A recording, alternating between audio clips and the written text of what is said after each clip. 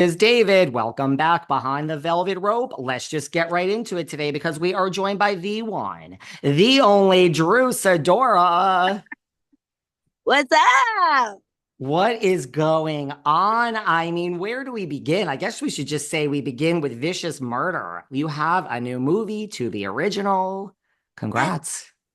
I am so excited. Thank you. Like, it's just me getting back to like where I started. You know what I mean? So it today is the official drop date, but we did an early drop for the fans. So a lot of people have been DMing me. They've already watched it like two, three times.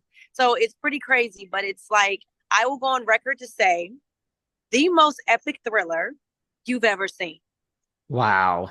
Who doesn't love a good thriller, right? I mean, I don't personally like scary movies, but I'll say this is definitely one to watch because it's an intelligent horror movie. You're not gonna like be able to guess it, and you're not gonna yell at the TV the whole time like, "Why are you doing this? Why did you go?" You're gonna be like, "Whoa, I'm thinking like her. Like this could happen to me." That's why it's freakish. You know what I mean? Shout out to our amazing director, Chris Stokes, who just has such a vision.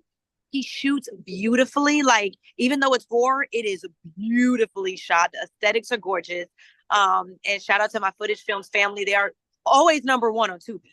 Like, always. So It I'm just must be good to get back to acting. Like you said, I mean, you've been doing a lot of acting lately, but like just to stretch that muscle again. And I mean, Tubi does have some great films.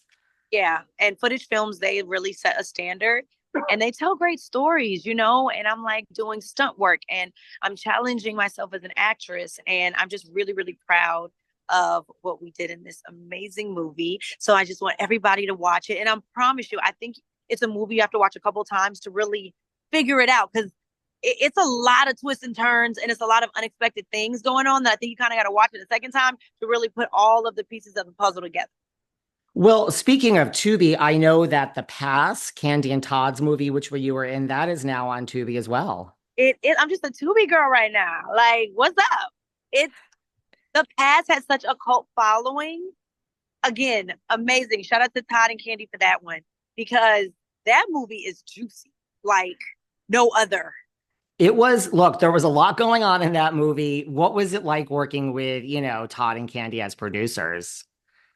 It was really refreshing. Like outside of, obviously what we do in Housewives, it was great to see this side of them because they were really stepping into like, these are my bosses, and we had a lot of fun working on the project because we're all creatives. So that was something that we didn't have to have like drama about. You know what I mean? We could be just vulnerable and really just look to create like something amazing, which I believe we did. And people love that movie. It was a great movie. Well, listen, speaking of Candy, the last time we saw you and Candy, you were together on the RHO reunion couch, season 15. I mean, how have you been in general since then?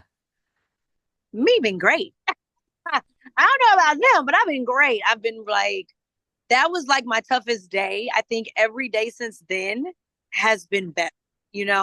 That was a very tough time because I just felt like that group of girls, like they weren't really supportive. And I felt like, I was going through something that I was being vulnerable about with my friends and they were kind of weaponizing it against me. So it was very tough time because I'm like, dang, I can't catch a break with them. I can't catch a break with Ralph. And like, I'm going through this. So I was just in a very sensitive space. And I think that's what you guys saw, was me just really like dealing with this new reality for myself in real time. Was it then like going into season 16, like were you because we lost Candy, we lost Shereé, we lost Marlo, like were you looking forward to them being gone? I mean, you and Shereé, there's no love loss. Well, last time we saw you guys, there was no love loss between you guys. I mean, was it kind of positive for you then, like heading into season 16 with like a shakeup? I think that it's always healthy in friendships to go through things and get to the other side if possible. So I felt like there was unfinished business, obviously, with those ladies.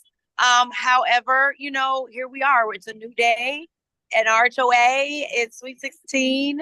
We've got new blood, new energy, new girls. Like, let's get into it. And really, it was like a tabula rasa situation where I'm like, okay, these girls don't know me, I don't know them, so we're not really too much really talking about the past. We're talking about like the president trying to get to know everybody. So it was pretty much like a fresh start, is how I felt. Now we'll see, what y'all think. And I feel like because I didn't really know a lot of the girls, I'm gonna get to know them more even watching with you guys. That's how I feel personally.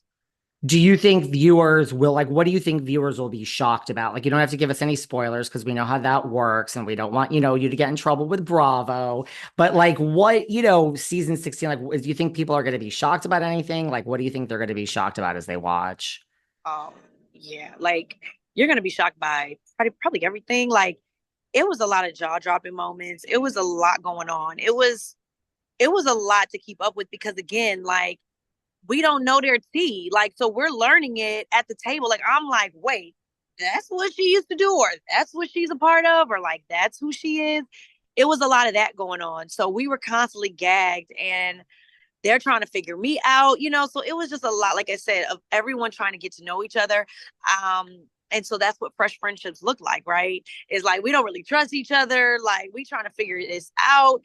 It was a lot of gagging moments. It was probably one of the craziest seasons I've been a part of. Well, look, I mean, it's spilled out. Everyone in the world knows we started the season with Kenya. We ended not with Kenya. Like, do you know, like, are we going to see any of Kenya on season 16? I don't know. Like, we're all trying to figure it out. Like, she was there, and that's my girl. That's who I've spent the most time with. That's who I was talking to during our hiatus. That's who was giving me advice. That's who I felt comfortable to talk to. So out of all people, was extremely disappointed and sad that we lost her halfway through because I'm like, well, I don't really know these girls. This is my girl, and I really feel like her presence was missed. And I've been vocal about it, and I've said it many times. Like, I think that they should have been able to resolve their differences and talk it through. I think that's a conversation I'm hoping they can have one day. I really do, and I've advocated for that. I'm going to keep standing on that.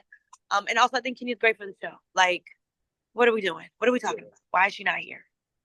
I agree. Listen, I am a huge Kenya Moore fan. I have been a huge Kenya Moore fan. I mean, Kandi has spoken out very vocal. Like, I mean, and I guess that's what it is. Like, isn't that the job? Like Housewives, like, because Kandi said, like, since when did we start having, when is too much too much? Like, is there too much? Or, I mean, Because it hasn't been too much on me. I mean, they've come against my marriage. They've come against me. I'm this, I'm that. Like, it, everything's been just go ahead when it comes to Drew, right? I've been through the